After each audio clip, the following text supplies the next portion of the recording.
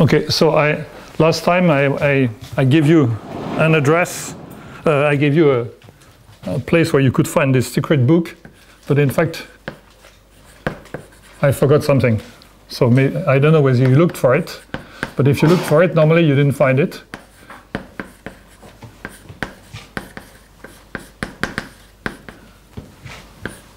Because it was, I give you this.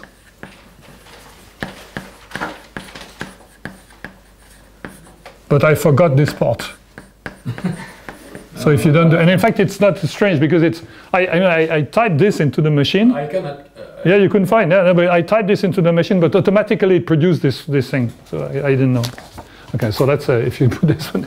Okay, and so today I want to speak.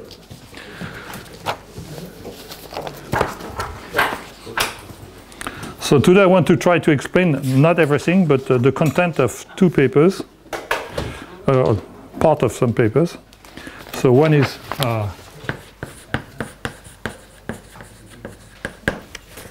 this is in Duke Medical Journal.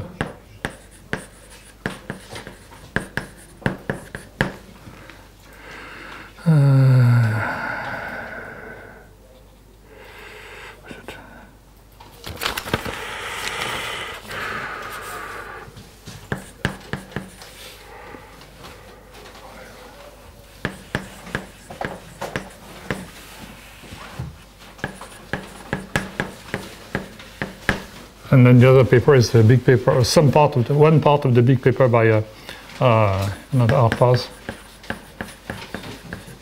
and Olivier Wittenberg, which is see Wittenberg's own page.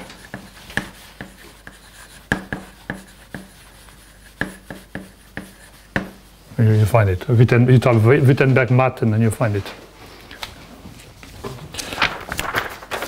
Okay, so last time we saw,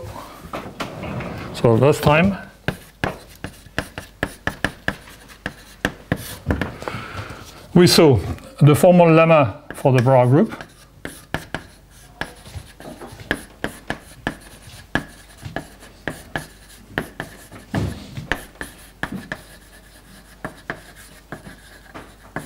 This is contained in this paper here. And then we saw the application to equations like this one. So I write a product to mean that the right-hand side is not irreducible. Namely that we get the hoped that modulo modulo hypothesis H, we get that x of AK top is equal to x of AK br, where x is a smooth compactification of this variety. Okay. And then I stated the general result of that kind, which was that we looked at the vibration, x goes to P1K. So as usual, x is, okay, I'm fed up, I say good, mean good variety, means smooth, projective, geometrically connected.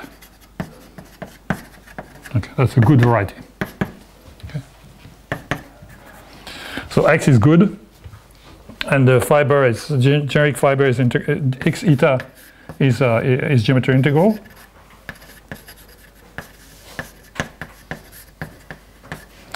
And then we have some assumptions.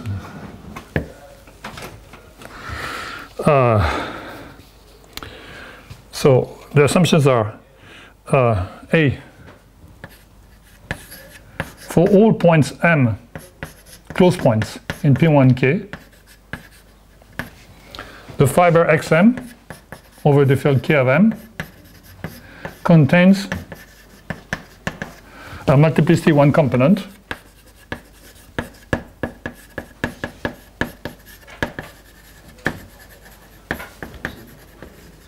Y such that if I take, sorry, I say smooth, projective, geometrically connected, this is a good variety. Okay. Definition of good. So X is smooth, yeah. X is good. Such that the algebraic closure, if I take K of M and I take K of M closure inside the function field of Y, I want this to be abelian. So this abelian condition, A,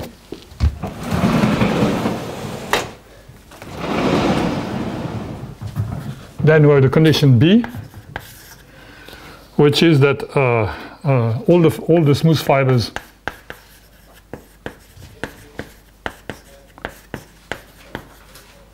satisfy Hasse principle and weak approximation.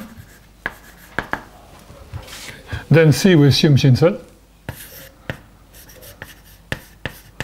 Assume hypothesis H or H star. There was an H or rather H star, which is the one which we use, the one divided by self from H.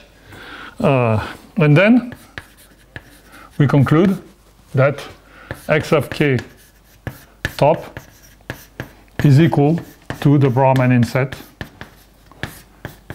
inside the Adels. So this was the main result. Okay, and this result is unconditional. That is unconditional without, unconditional. There's no need for C. If delta of the fibration is at most 1, where delta is, I remember, delta is the sum of the degrees of the closed points M, so such that the fiber XM is not split.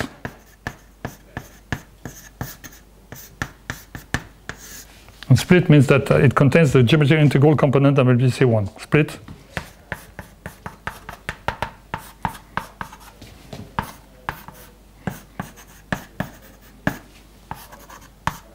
Multiplicity 1. Geometrically connected. Geometric integral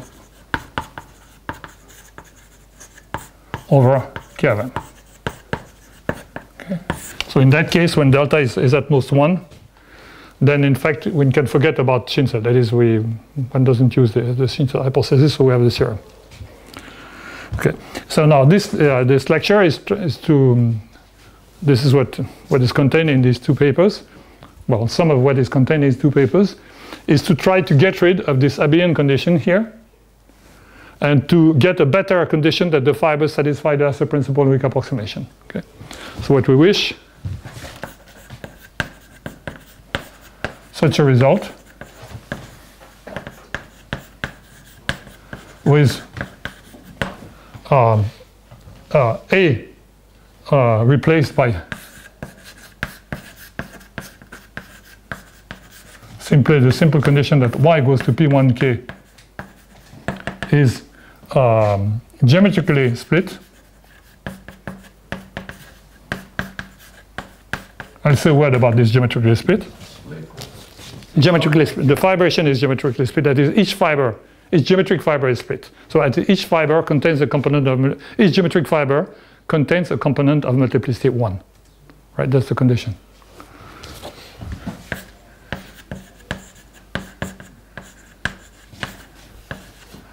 Each geometric fiber over K bar contains a component of multiplicity 1.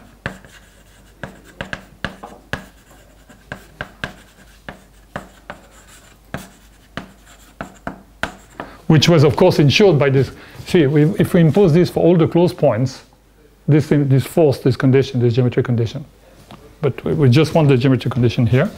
And B, in B, we want to, this condition, as a principal proportion, we want that for all, say, C in U of K, where U is an open set, non-empty in P1K, the fiber XC is smooth,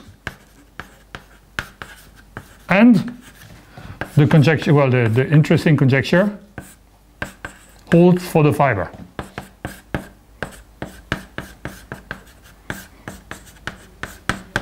So we want to replace the assumption that the fibers satisfy the Hasse principle by the fact that the bar obstruction in the fiber is the only obstruction. Okay. For with each fiber as the variety itself, and we look at its analytic points, and we want that this condition is fulfilled for the fibers.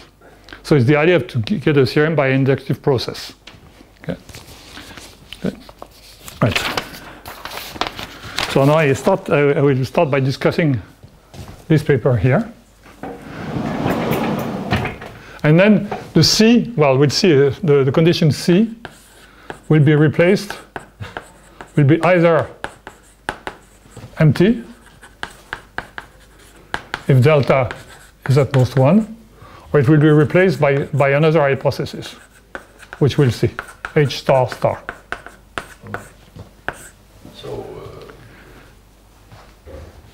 C, B is replaced by C? B is replaced by B. By this B. Yeah, I'm sorry, the C is confusing. Let's call it P. So the new B is part of instead of new B is part of old C. Yeah, if we had B, then the new B. I mean, if you have B, then you have. If you have the old B, then you have the new B. See, we're assuming that instead of assuming that the old B would be that if we forget this part, but we assume something weaker. You see, we just assume that the obstruction is the only one here. You know, we make this conjecture that for a class of varieties, in fact, the rationally connected varieties, there's this condition. So the conjecture is x over k rationally connected implies x of k top equals x of ak bar. And what we want to show is that we would like to prove this conjecture by doing a fibration method. Start with an x with a fibration over P1 with some good property for the fibers. Assume this property and try to find inside a y a fiber which has the property that say that y of ak bar y is not empty. And then if we know the conjecture for the smaller dimensional variety, then you get it for the total space. Okay, that's what we're trying to prove in some cases. Okay, so the first step in getting rid of this hypothesis and replacing it by this one here was done in Ari's thesis. This is a 1994 paper. And so I write down what he proves. So here's his theorem. You take x over k, which is a good variety. And then you take f, as usual, x to p1k, a nice fibration. Which means that the map is dominant, the generic fiber is geometry integral, as usual. Okay. And then we let y be the generic fiber. This generic fiber.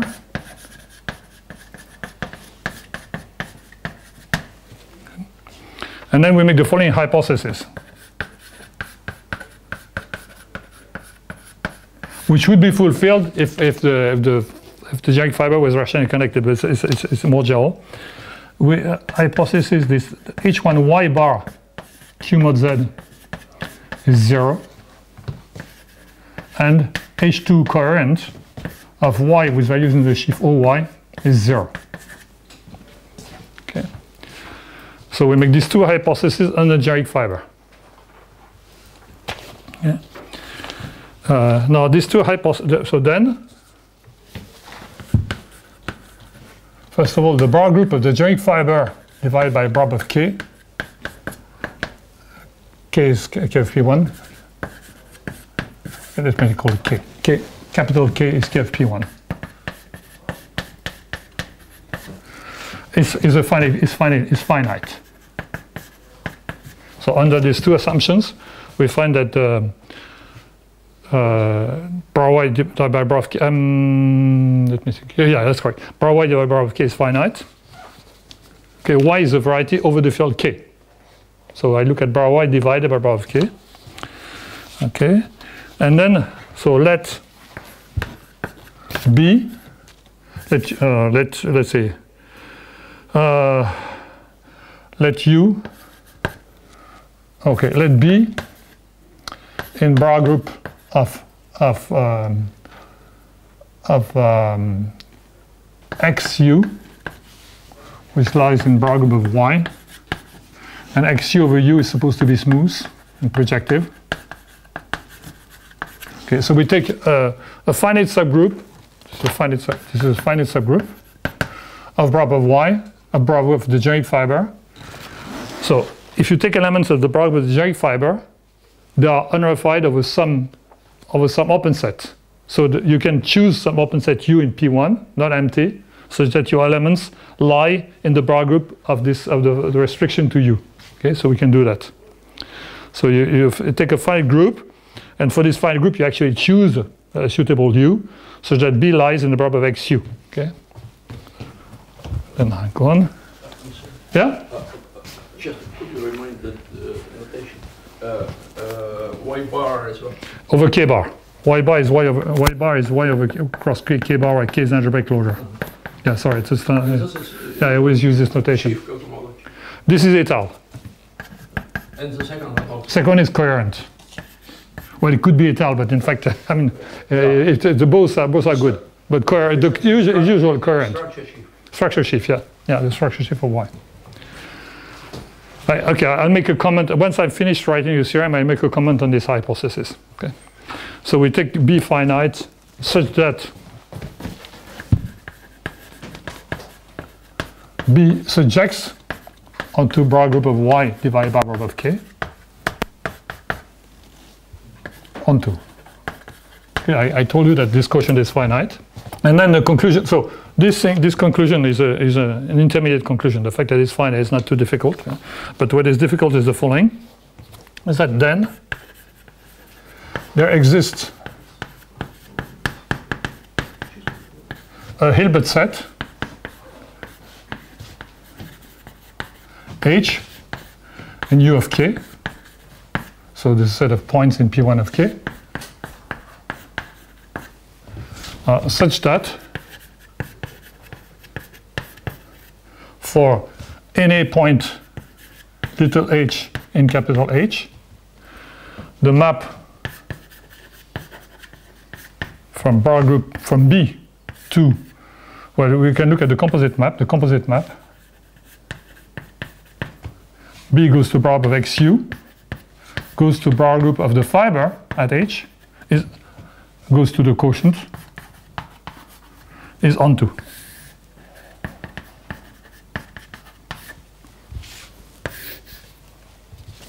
Okay, that's theorem. This is the first theorem. In fact, this is a preliminary theorem to get to the real theorem. But this one is very interesting in its own right. Okay, so what you have is that you have a family, and on the generic fiber you have the bar group of the generic fiber modulo constant, and you want to find. You can specialize at all, because this quotient is finite, you can specialize at all points, but then you want the specialization map to be surjective. That's the content of this theorem. So the comments on this hypothesis, these two hypotheses here. So H1 y bar étal Q mod Z equals 0 is equivalent to the fact that peak y bar is free of finite type.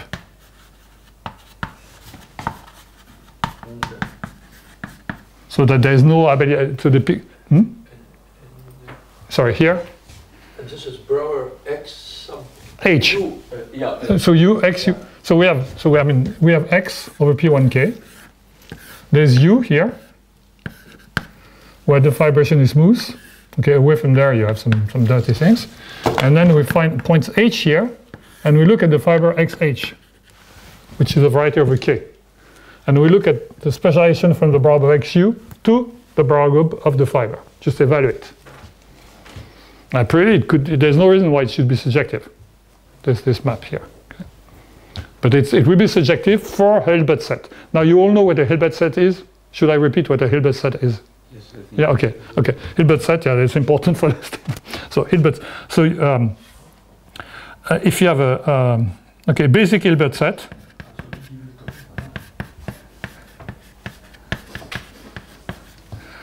for inside, say, the set of rational point of variety, x inside, so this is independent. K is a number field. Well, K is a field, in fact. And then you have variety x over K, which is irreducible. A basic Hilbert set in the set of rational points x of K is given by the following thing. You look at the map from y goes to x, f, which is a let me simple, quasi-finite, y integral, and say x was integral also. I said irreducible. Okay, and then the basic Hilbert set is the set of points h in x of k, such that the fiber at h is integral. Okay, so we have a cover, and we look at the set of points where when you look at the fiber, this doesn't split as several points. Well, just one, or if you prefer, all the points above should be conjugate. Okay. And so the basic, and then you take finite intersections of such objects. Okay. So basic theorem of Hilbert is that if you take, this is the definition, it could be empty. Of course, I mean, if K is algebraically closed, it will be empty. Okay. In most cases, unless it's an isomorphism. But the basic theorem of Hilbert is that if X is a affine space and K is a number field, then these sets are not empty. Infinite, and in fact more. In fact, the basic theorem is, I should say more. I can erase this thing here, but, because we're going to use that.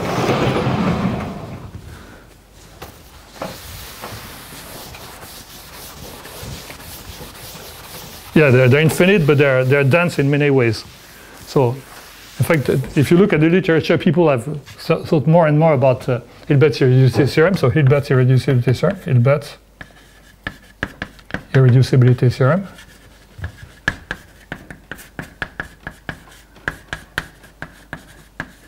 Is that if X is a affine space, and this is birational, I could take an open set of a affine space would be the same, yeah.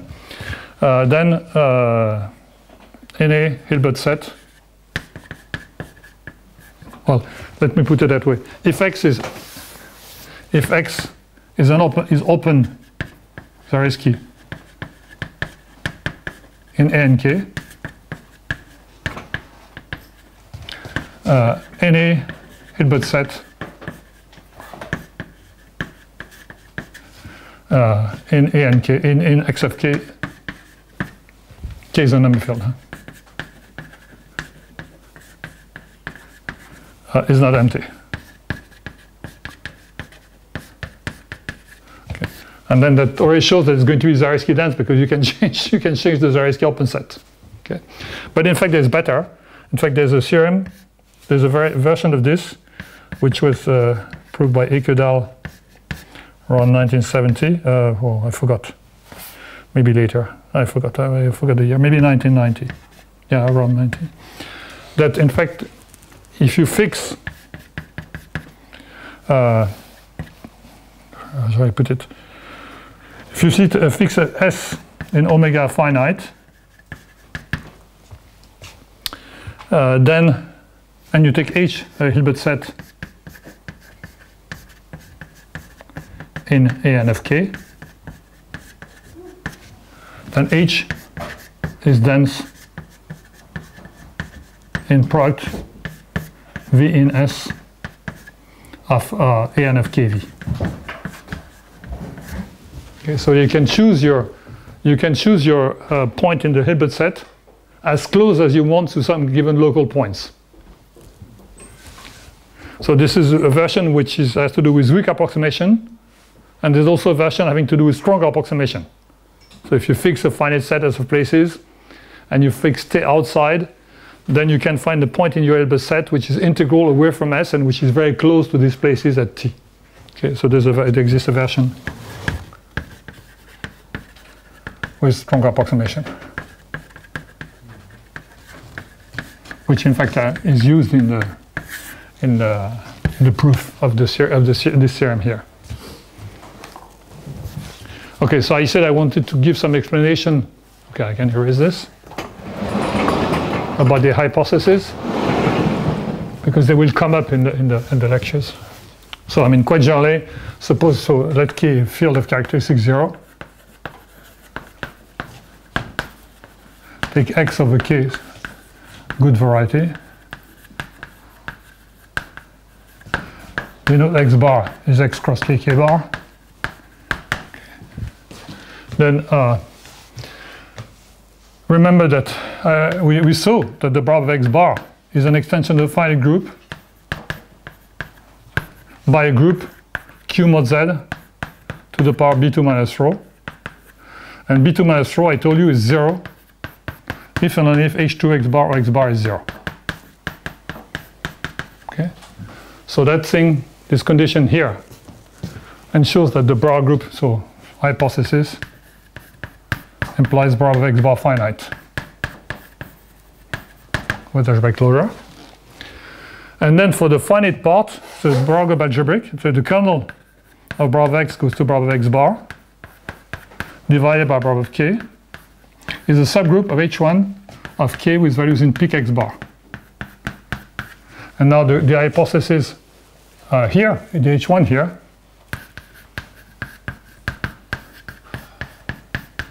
says that this is equivalent to the fact that the Picard group of Y bar has no torsion. But then if the Picard group of Y bar has no torsion, there is no abelian part there is no Picard variety, because you would have the torsion of the abelian variety. And then even the neuron-series group has no torsion. So peak Y bar, so this implies peak Y bar free of finite type.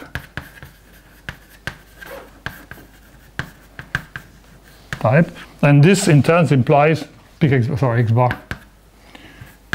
And then this implies that this thing is finite. Because H1 of Galois with values in a Galois module which is free of finite type is a finite group. Okay, so that implies this consequence here. Okay, so I explain why this hypothesis implies this.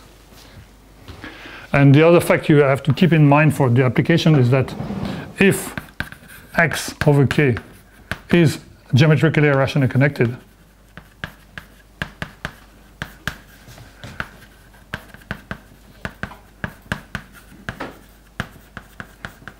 then in fact these hypotheses hold. Then these two hypotheses are okay. In fact, in that case H1, well in that case pi 1 of X bar is 0, and all the HI X bar are 0 for I bigger than 0. So certainly all these conditions are fulfilled for rational connected. But it's nice to, okay, if X over K is geometrically rationally connected, there is no pi 1 of X bar. There's absolutely no finite étal covers. So in particular, there's no abelian ones. I mean, this one has to do with the abelian ones. And okay, so this hypothesis, okay, all right. So now one word about the proof of this theorem here, this theorem 1. So first of all, I can refer you to proof. Now, if you want to see the details, you look at Ari's paper in 1994 plus a paper in 1997, because in the 1994 paper he was assuming that the bar group of X bar was 0 and finite is enough, but it's harder. And then in the paper by Harpaz and Wittenberg, there is a slightly better proof. Of course, it's many years later. This is 2014. And section, I forgot which section, section 4. But to give you an idea why Hilbert's theorem comes into the picture. Okay, so that's So let's say proof, sketch of proof.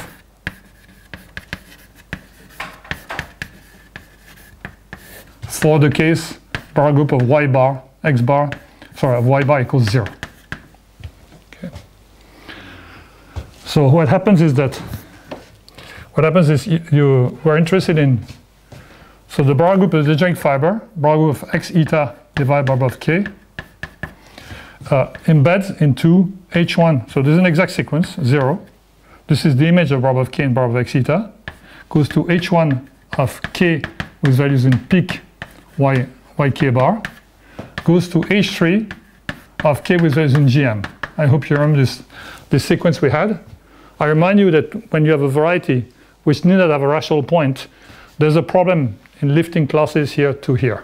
And there's an obstruction H3 kgm. Okay. Now this is for the joint point. And this hypothesis actually propagates in the fibers. I don't explain why, but it propagates. So for the special fiber, you will have that. So this is bar 1, this is the algebraic part, which will be the whole thing. And then for the special fiber, if I take a point P in P1 of k, with smooth fiber, I have a sequence, bar of k, H1k, peak, xp, k bar, with algebraic closure of k, goes to H3 k gm. So we're trying to get surjective maps from here to here, essentially. Okay, it's a bit more complicated because this thing is finite. So we take a finite set of representatives. So we find a B here, which isn't here, and which specializes. But fundamentally, what we're trying to do is we have an evaluation map here, and we want it to be surjective. So we want to do it at this level. But now there's a problem because suppose I have something here. Okay, I want to lift it here. I push it here. I lift it here. But then why should it come here? There's a problem here. Okay, so there's a key tool. There's a key tool here which is not so well known. So there's a theorem in class field theory that if k is a number field,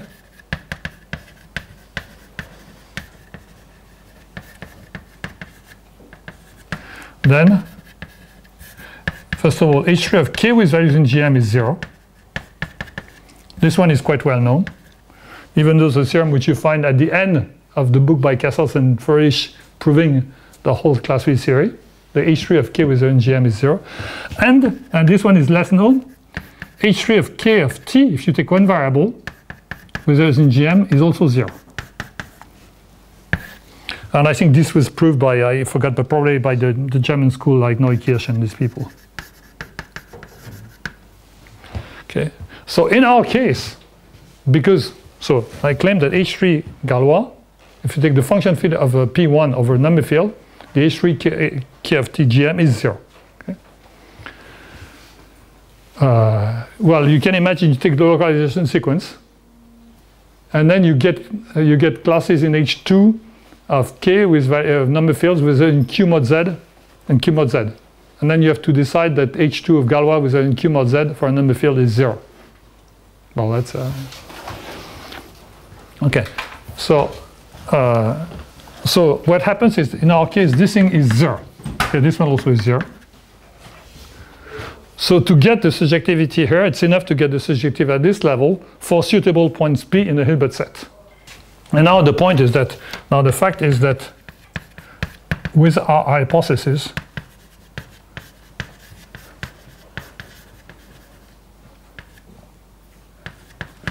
there is the Picard group of, so we can look at pic of xu over u. And this thing is essentially constant. So we have what is called a locally constant finitely iterated, locally constant 4D étale topology, finitely iterated module over U for the étale topology. So you can compute the peak at the generic fiber, and you can compute the peak at the geometric generic fiber and the peak at each fiber. And what I'm claiming is that this is, you always get the same group. Okay? It doesn't vary. This is a non-trivial fact. You see, it's well known that if you take, I don't know whether you're familiar with this, but there's this basic example that if you take an elliptic curve across itself in a family, the neural group can jump. So this assumption we're making here is true. This one I can erase. So if you take, note,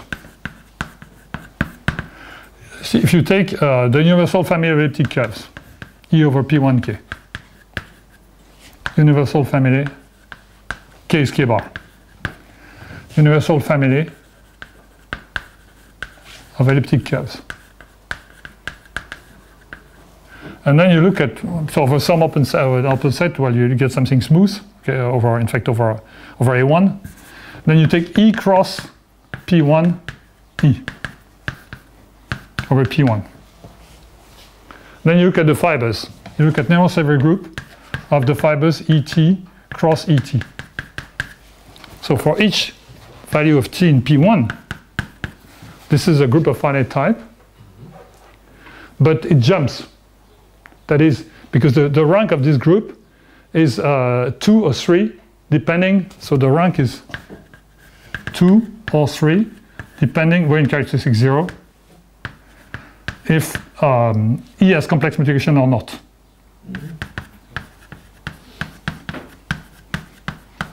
Okay. So you get, I mean, in the case when there's no complex multiplication, you just get the peak from the two sides. But when there's complex multiplication, you get extra things. So I'm talking nonsense. I mean, I should say 3 or 4. I'm sorry, 3 or 4. Okay. Anyway, it jumps. Okay. So it jumps in the family, and it jumps infinitely often. So you don't have a Zariski open set where it'd be nice. Okay. Because you have all these points with the complex imaginary points in P1. Okay. So what I'm saying here is not trivial here. I'm saying that because with our hypothesis that the generic fiber H2y OY is equal to 0, then it is known that peak doesn't jump. And then the other hypothesis, the non-torsion part, H1y OY equals 0, which follows from H1y bar Q mod Z equals 0.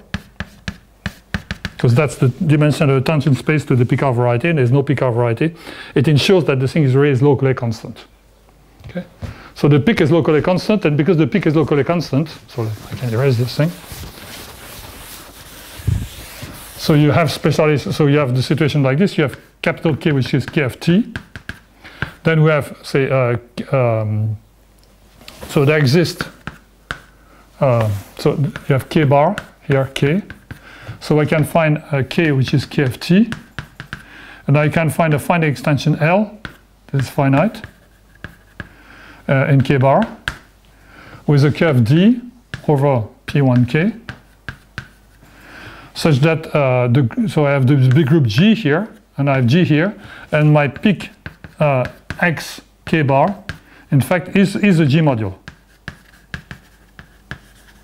So it's a finite type. It's a Galois module for this extension, but of course, because it's finite generated, it lives at some finite level. So I look at this finite level, and then I look at this curve D over P1K. Okay, and then I'm interested. So I have the H1 of L of K, of K with in peak X bar, XK bar, which is equal to H1 of G with in peak XL. Okay, that's because at this level the action is trivial, so by using Shapiro's lemma you get this equality here. And then now this peak XL, you see this peak XL, it's peak of X extended to D. I mean, so it's H1 of G with values in peak extended to D, provided I make the cover small enough. And then I have specialization map to H1 of the special fibers. So here I take my point H, here. And then I take so I have this D is integral. Okay, so I'm exactly in a situation where I can think of Hilbert-Serrurier theorem. So I'll take the point H. So H will be the set of point H in P1K, such that, so this is pi here, such that pi minus 1 of p is integral.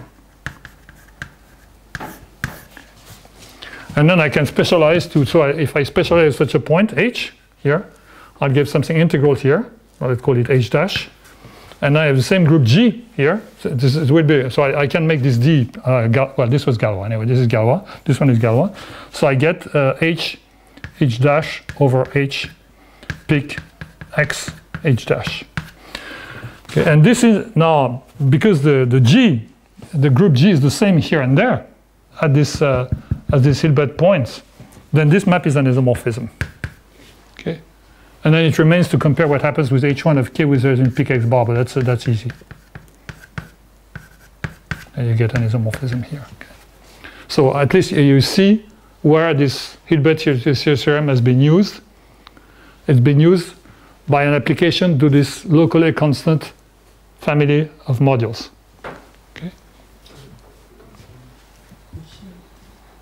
What name did you? Sorry? Hilbert theorem? No. Sorry. So the place it's been used to because we apply it to this to the Galois action on this locally constant of family of free finite type modules. In what moment G was G here. G it appears here. D is the integral closure of P. So we have this field extension. So I just look at the integral closure of K of the P1 inside L. It's a it's a function of a curve. Yes. So I take a curve, the smooth curve, which is inside here. So this is parallel. This is the G here. This is a Cartesian square. Okay. So I repeat, we've been using the fact that this peak was well behaved, that it was locally constant on P1 for the detailed topology, and that followed from the fact that H2, these two hypotheses. Okay.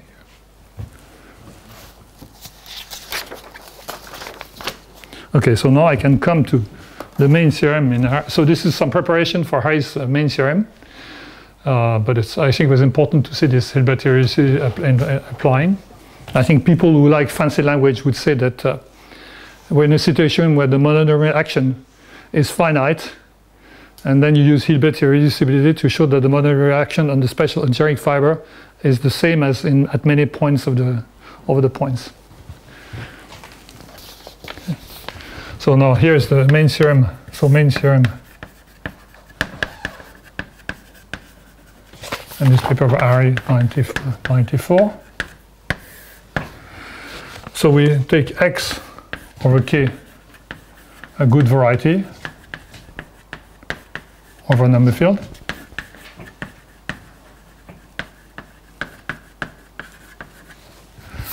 We take we have a morphism of fibration x goes to p1k, which is given to us, fibration. So I repeat, x eta is geometry integral.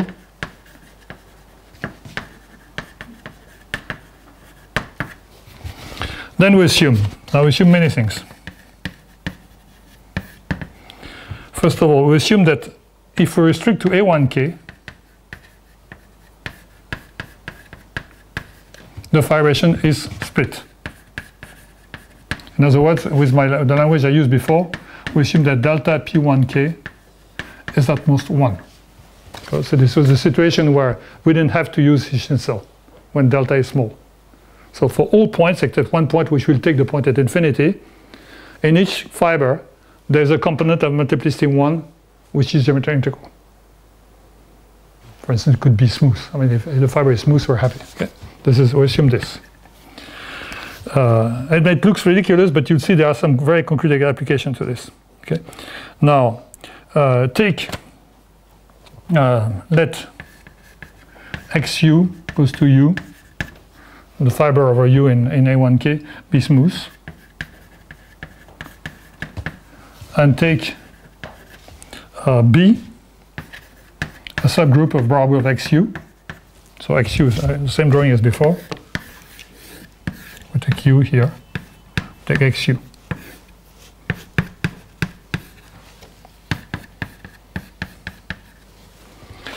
Okay, and then B, we take B such that, sorry, and I assume that the fiber is geometrically split.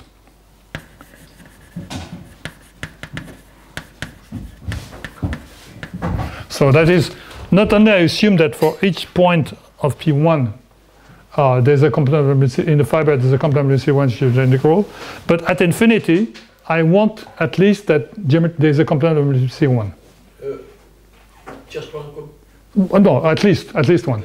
At least one. So at infinity, I want, it need not be geometric integrals, that is, the Galois action could permute the thing, for instance, but I want multiplicity 1 at infinity. This is the point at infinity. This is the geometrically split condition. So maybe I should say geometrically split. So x goes to P1 is geometrically split is equivalent with f with locally everywhere for the étale topology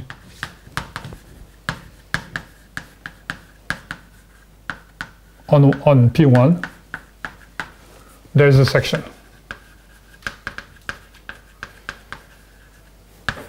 If you want to get a feeling for this geometric split condition.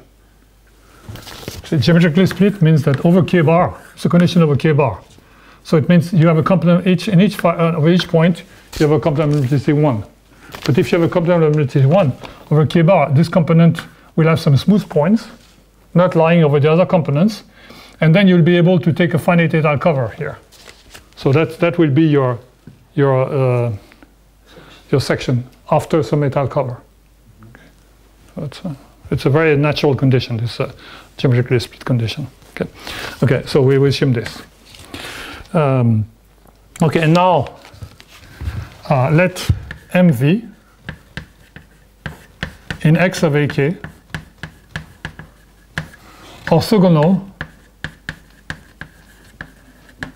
to the following subgroup of the bar group. You take B plus F up a star of the bar group of K of P1, and then you intersect it with the bar group of X. So you take the group which is spanned by B, and also the inverse images of the bar group of the P1 downstairs. So that gives you a subgroup. So this thing lives inside the bar group of X theta, and then you take the trace and bar of X. Okay. Yeah. What is the parenthesis after the bar? K of P1. K of P1. So because we have X theta. It's bar for function field. Yeah, bar with the function field. Yeah, bar with the function field of P1. Yeah. So we have bar of the function of P1 goes to the bar of the generic fiber. Okay. So we pull this back. This lives in bar of X theta. This B lives in bar of XU, so it lives in bar of X theta. So we take the group spanned by this and we intersect with bar of X. Okay. Now, of course, I could make an assumption that this thing is orthogonal to bar of X. That would be okay. Because it would certainly be orthogonal. I'm trying to make the minimum assumption. And then you let S in omega be a finite set of places, omega K. As usual. Then the conclusion is then there exists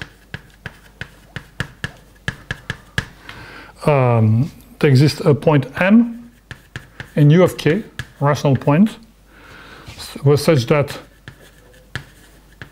the fiber XM over K is smooth, and there exists a family PV in XM of AK orthogonal to B. Okay, B lives in bar of XU, so I can pair the elements in XM of AK with B, and moreover, PV minus the given MV, or where the MV? Oh yeah, MV. V is smaller than epsilon for V in S.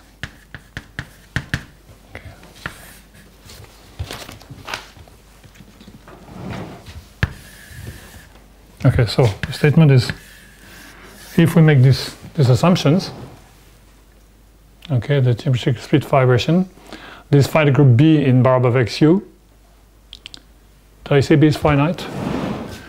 B finite, sorry.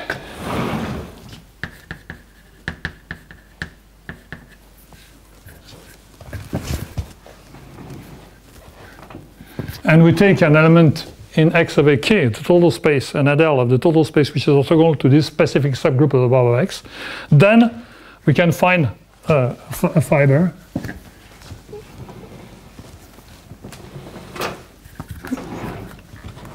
then we can find a suitable fiber M here.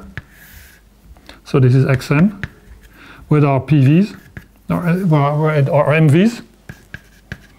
For V in S, I'll find there will be a PV very close to that one in this fiber of this rational point. And this adelic point will be orthogonal to B. So actually, mu is supposed to be M in the absolute range. Sorry, That's MV.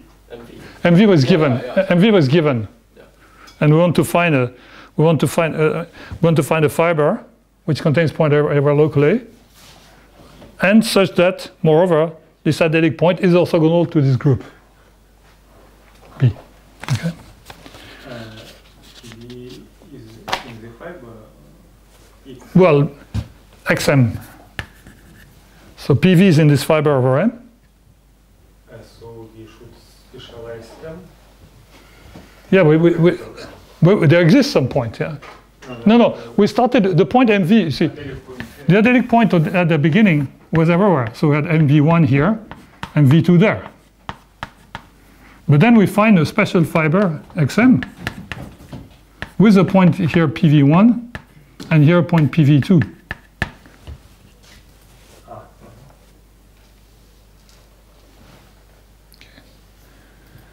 Now, there's one thing that should surprise you is that we can find, if I forget this B, we have a race in this theorem. Because we're in the case when delta is at most 1. And so I explained that X of OV is surjective on maps onto A1 of OV for almost all V, and then we'd use strong approximation, and then we find a fiber which has points everywhere locally. This was the starting point. But the improved statement here is that we can do that and make it orthogonal to this group B. Okay, so without the B, we have a race in the theorem. Okay. At the beginning of the lectures. But now we want to get this B. Okay. So I'm not going to explain the details of the proof. I say the things which go into the ingredients. It is a complicated theorem. The proof is really quite elaborate. So the proof uses one Harris formal lemma, but that I have explained for the Bra group.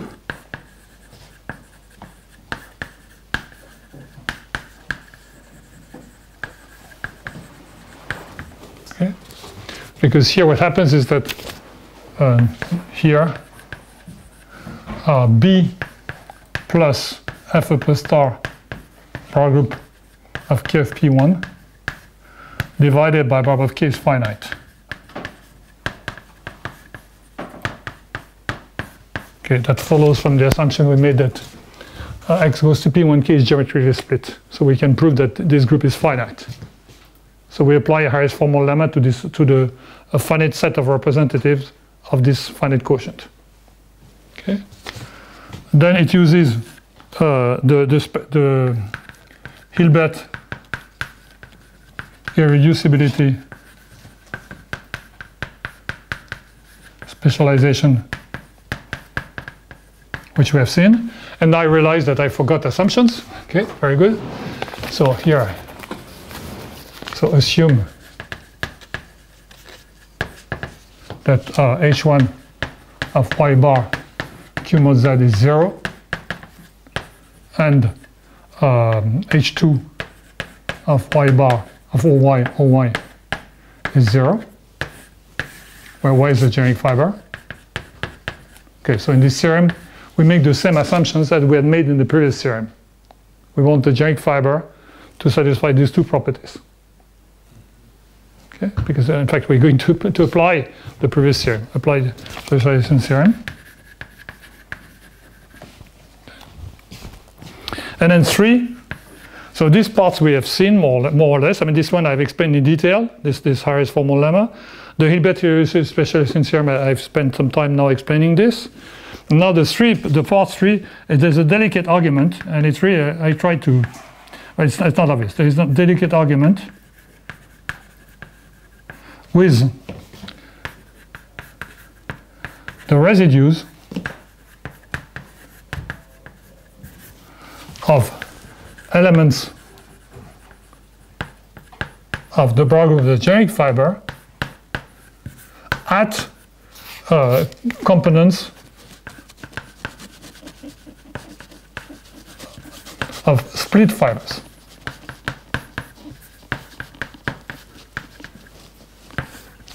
So, I mean, to make things simple, suppose we were in a situation like this, where we just had at infinity, we have just one very bad fiber, okay?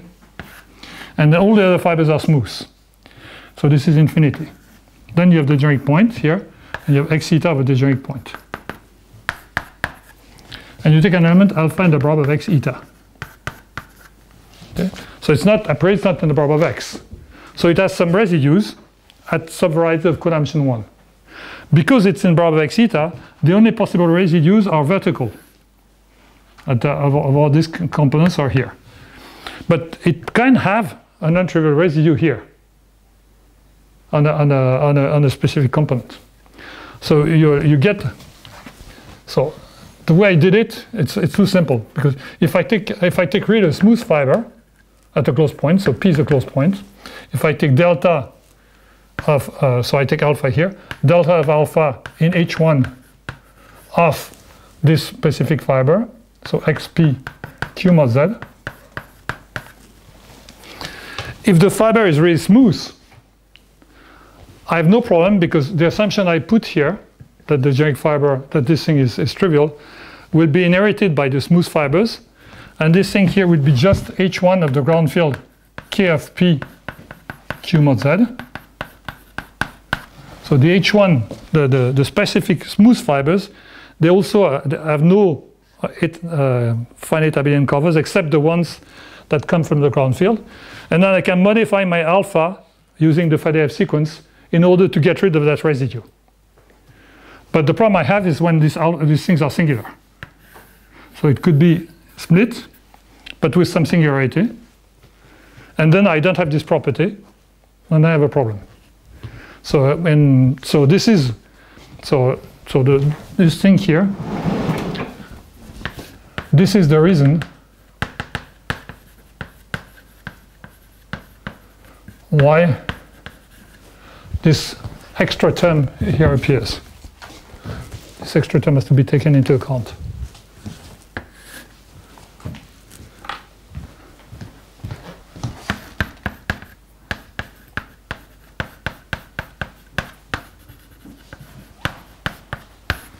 And I read, it's really a very tricky point, and in fact also in the paper by Harpas and Wittenberg they appeal to this tricky point in the proof, and I really don't want to explain it. I mean, if people are very interested, if you study this and you're very interested, the best I can offer is you come and see me in my room, and then we discuss on the blackboard to see the details. It's very complicated.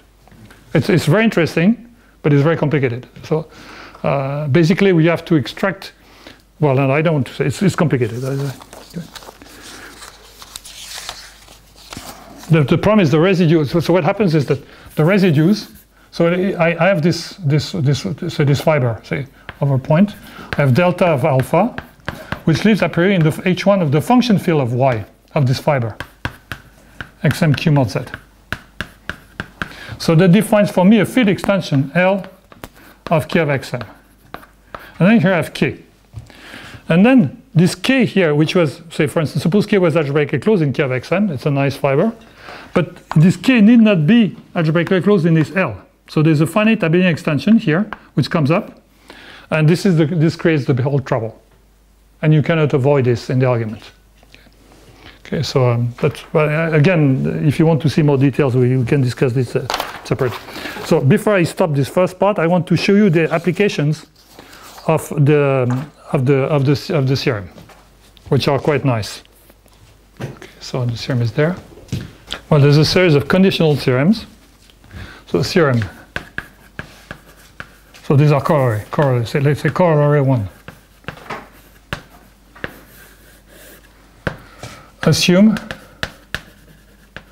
that for any smooth cubic surface x in P3k, x of k top is equal to x of ak bar. Then for any smooth cubic hypersurface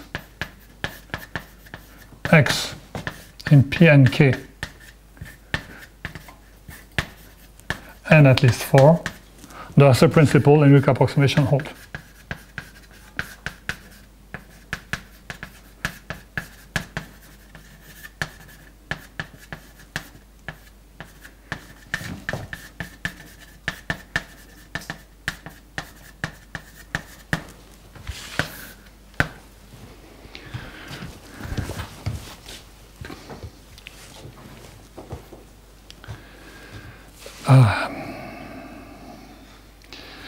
I think I should have said a bit more about what. Yeah, well, no, okay, so that's fine. No, that's fine. Okay, so why is this? Why is the corollary of the previous theorem? Induction. So you fibrate. So you take a pencil. So let's say suppose x is in P. Let's do x in P4. So this is a basic case. So we take a pencil of hyperplane sections. So the what's it called, the axis of the pencil, of course, meets the x, and we suppose it meets it in a smooth, well, it meets it transversally. So we take a nice pencil. Okay, so we take a nice pencil, and so what you get is that you get a vibration. So you can blow up, and then you get x dash, which is fiber over P1k, and you can actually choose the pencil in such a way that all the fibers are geometric fibers are integral. So you can choose the pencil. You have lots of possibility. You can choose the pencil such that each ht into x is geometric integral, is integral. Okay, so that delta is 0 in our case for this vibration. Okay, and the fibers are the general fibers are smooth cubic surfaces. Okay, now because x is in P4, I told you that this implies that bar of x over bar of k is 0. Okay, we saw that. So any smooth complete intersection in Pn, if the dimension of the variety is at least 3, the bar group is reduced to bar of k. So there's no bar obstruction for such varieties. Okay. Why can you get such pencil? This singular? No, so this one here, but because I take a gel pencil. Generic is. Well, I mean, if you take the gel pencil, all the fibers would be integral. I mean, it's not, well, it's some kind of Bertini. I mean, you have to prove it, of course. I don't know. But it's yeah. This is I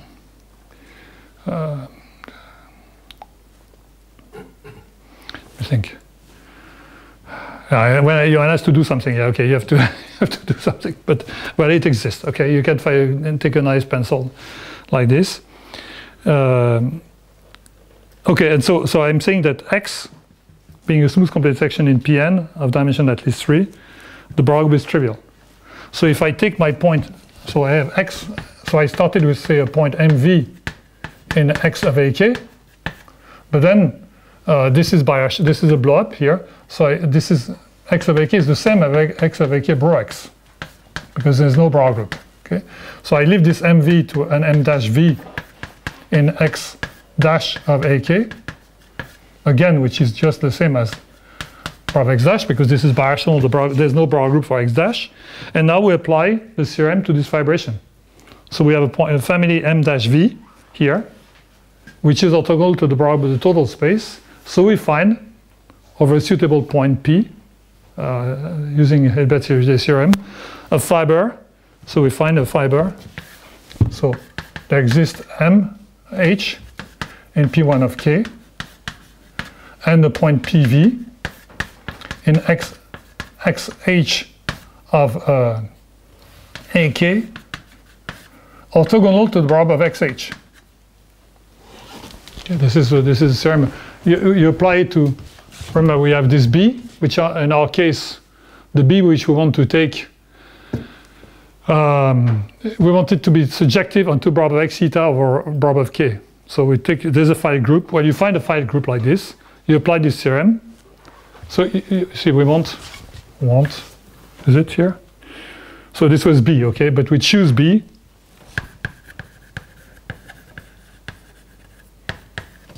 Subjecting to bar group of the fiber. Okay, by the theorem. I do it for any B, so I choose a B which suggests on the bar of x, which we can do. Okay? And then we find a fiber which has points everywhere locally, but its family is orthogonal to the bar of the fiber.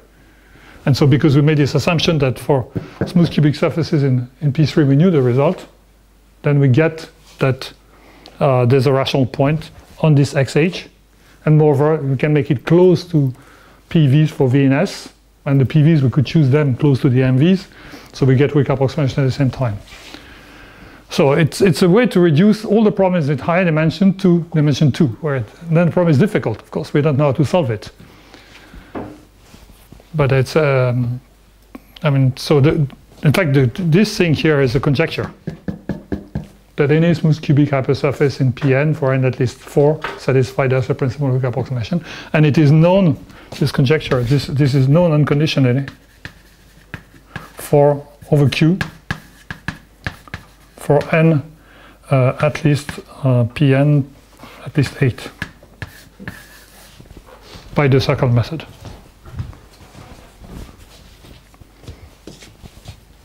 Okay, so this is one corollary.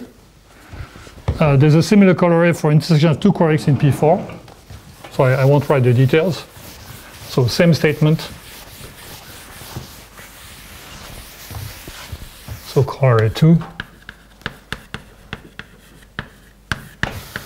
Analogous for x22 in P and K n at least 5. So this is defined by two quadratic extensions, Q1 of x0, xn equals 0, Q2 of x0, xn equals 0. Okay, so analogous, that is has the principle. So if a statement x of k top equals x of ak bro known for x22 smooth in P4, then xk top equals x of ak for x22 in Pn and at least 5. Okay, that's a corollary of this specializations here. And now there's a comment here, is that this statement here again has been proved. This has been proved modulo some conjectures.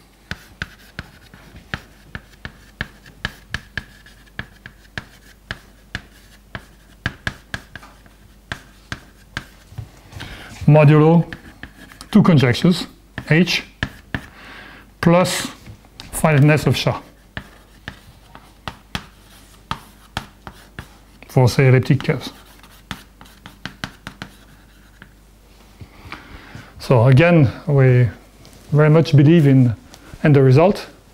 So if we know, if H is the conjecture H is true, and if the elliptic Shah of elliptic curves is finite, one can combine this in a very elaborate way. This is his thesis. This is a Springer lecture notes. I forgot the number, to prove that this property holds for x22 in P4. And then it follows from this that in high dimension you have the Hasse principle. And again, what is known unconditionally, well, that one is known. So 20 years ago, I mean, more than it was disproved for n at least 8 in the paper I wrote with Sansuk and Swindler. And n equals 7 is a recent result of His-Brown using the same techniques. So for n at least 7 we know it, but n equals 6 and 5 we don't. This result here. So I think that's probably a good place to stop before we go to the next thing. So questions?